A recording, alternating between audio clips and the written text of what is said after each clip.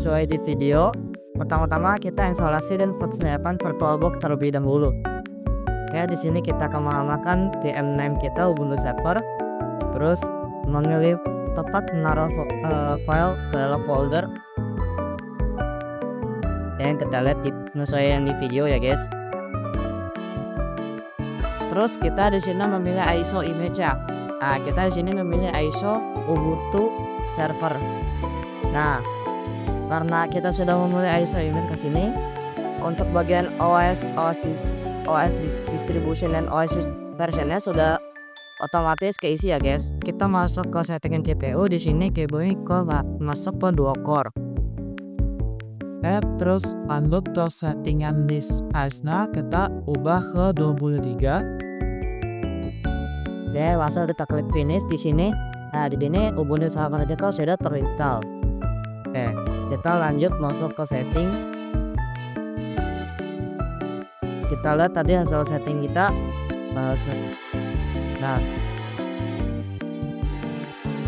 Nah, terus kita masuk ke sistem, kita ubah chipset, VM version, terus kan Masuk ke ya, kita lanjut ke network, ubah attached to bridge adapter, terus ubah ke allow all. setelah itu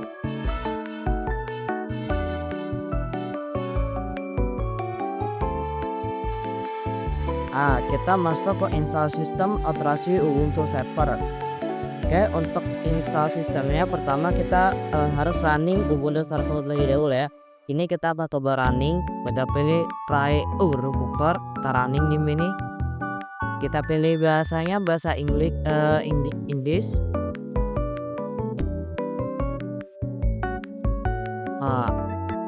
Terus kita klik done di sini ya. Setelah tadi pemilihan bahasa, kita lanjut ke choose a type of installation. Nah, di sini pastikan sesuai yang ada di layar ya. Sesuai, kita lanjut down, terus lanjut ke network configuration. Nah, di sini kita setting configurationnya dulu. Ya, setelah selesai kita klik down, lanjut ke proxy configuration.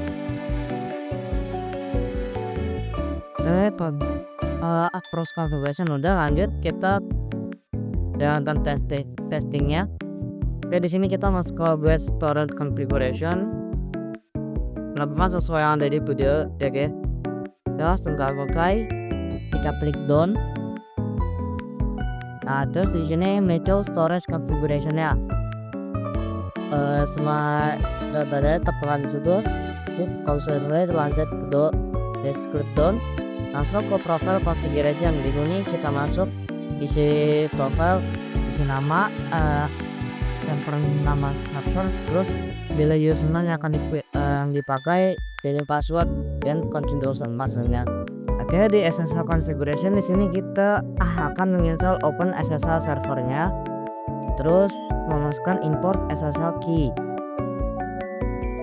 Setelah kita melakukan itu, kita klik down dan semua fiturnya akan dijalankan. Lanjut ke fitur server snapnya. Oke, lanjut. Di sini dia akan menginstal programnya. Lanjut. Ya, lanjut, kita di sini menunggu instalasi yang terlebih dahulu.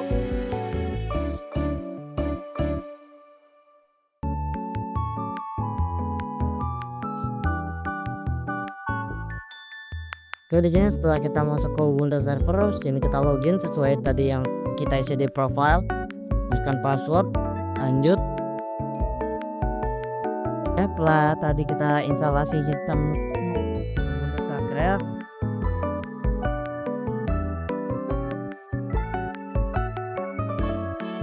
belakang kita lanjut ke instalasi server apt.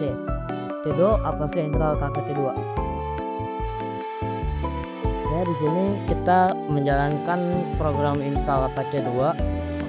Terus di sini kita untuk ngecek status ya pakai sudo apt system status apt2. Oke, di sini sudah jalan. Kita langsung masuk ke halaman web servernya. Nah, sini sudah terlihat untuk Google servernya. Oke, setelah tadi kita sudah coba menampilkan halamannya, kita coba testing edit di sini apakah bisa. Kita jalankan, kita refresh. Nah, kita konfigurasi web server. Oke, di konfigurasi web server ini untuk menambahkan dan mengaktifkan situs baru.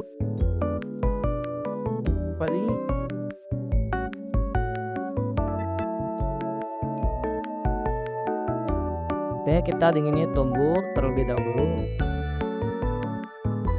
Kita bisa lihat kode programnya di video lagi saya sudah ditambahkan.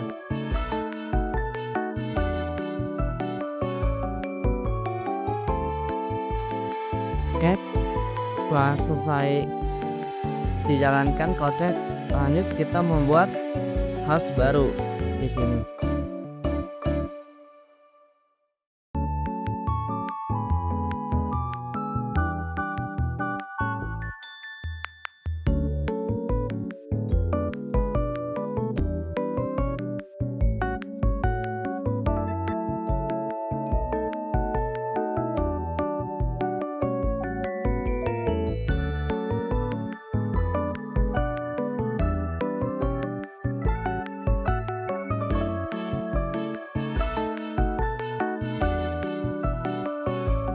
Oke, setelah kita membuat file HTML untuk host baru tadi, kita akan melakukan sudo a2 decide default form ini berfungsi untuk mematikan konfigurasi default apt2. Untuk sudo a2 inside di sini untuk menyalakan konfigurasi default host yang telah kita buat sebelumnya. Lanjut di sini kita buka folder hostnya. Di sini kita masukin halaman website Korea.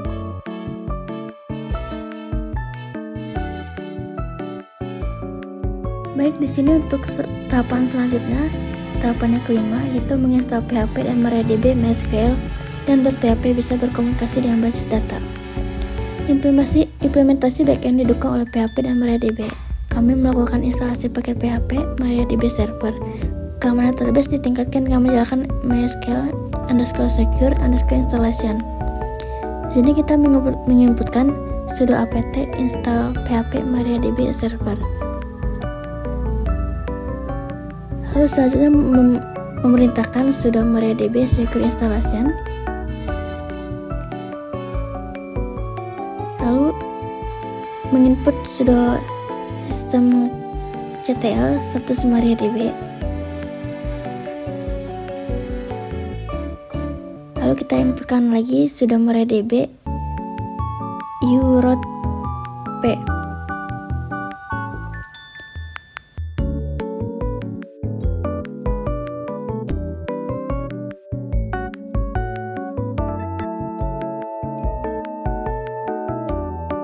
Show database.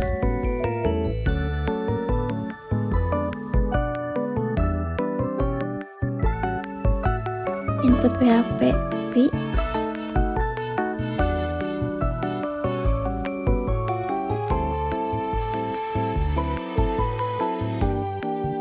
Untuk tahapan yang keenam yaitu instalasi FTP server.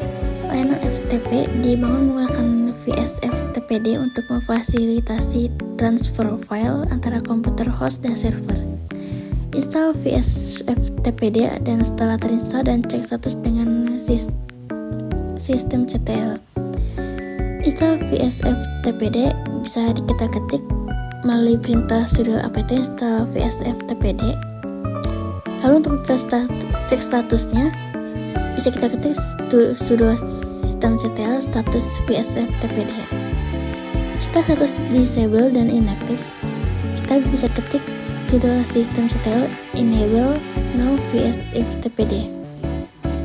Lalu lanjut untuk setup VSFTPD.conf dengan text editor dan pastikan uncomment seperti pada di gambar. Untuk buka file config-nya, kita bisa ketik perintah sudo vim /etc/vsftpd konfirmasi.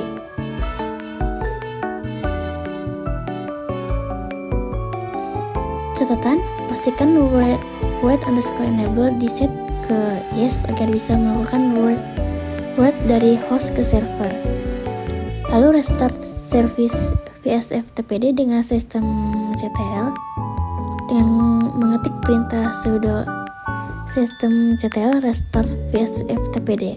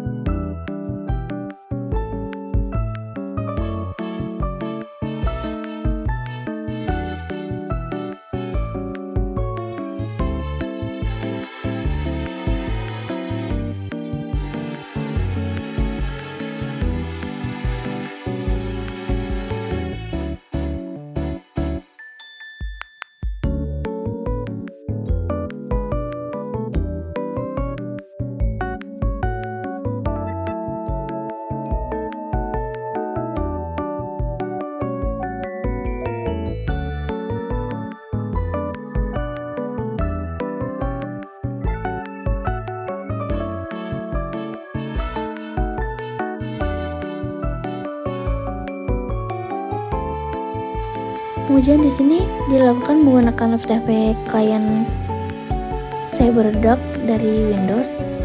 File berhasil diunggah dan diunduh dengan direktori server. Pada CyberDuck, klik Open Connection lalu isi credential seperti IP address VM, username, dan password.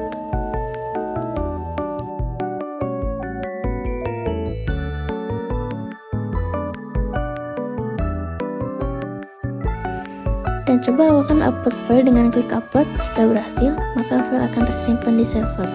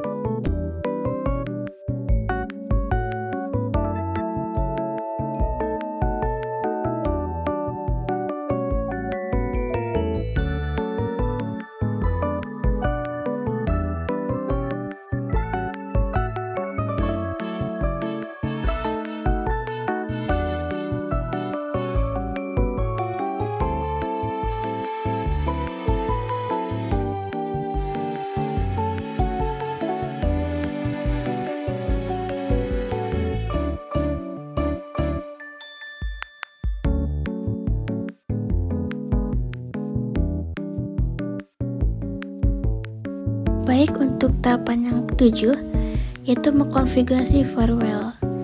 Keamanan jaringan dikelola menggunakan uncomplicated firewall atau bisa disingkat UVW. Di sini kami memblokir port HTTP 80 dan mengganti dengan port 1600 dan port 22 SSH diganti dengan port 44. Juga mengizinkan port HTTPS 443. Untuk melakukan konfigurasi UVW, berikut komennya. Enable UVW, bisa kita ketik sudo fw enable. Untuk reject atau deny port, kita bisa ketik sudo reject 80 per TCP, sudo reject 22 per TCP. Untuk allow port, bisa kita ketik sudo allow 443 per TCP. Berikut untuk status firewallnya, bisa ketik sudo fw status, dan berikut untuk tampilan hasilnya ya. Untuk tahapan yang ke-8, instalasi dan konfigurasi OpenSSH. Akses jarak jauh dilakukan menggunakan protokol SSH.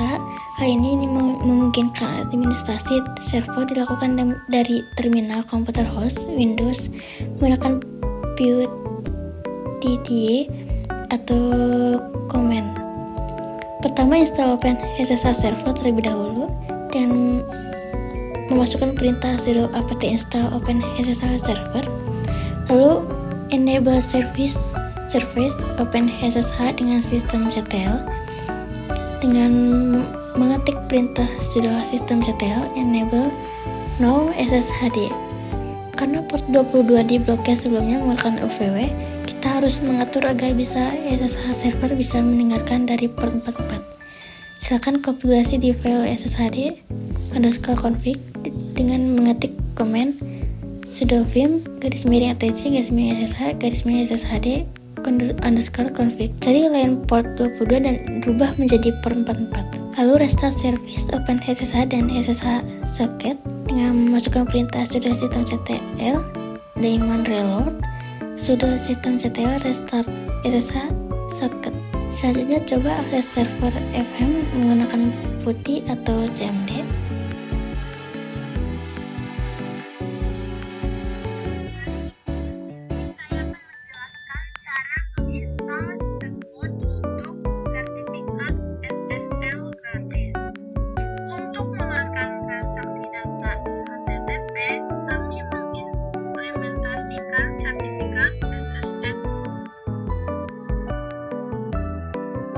Karena server berada di jaringan lokal, kami menggunakan self